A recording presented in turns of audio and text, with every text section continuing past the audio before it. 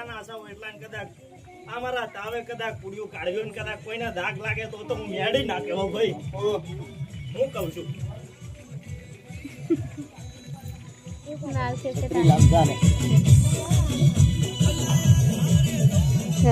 એકલો પડી જાય બીજા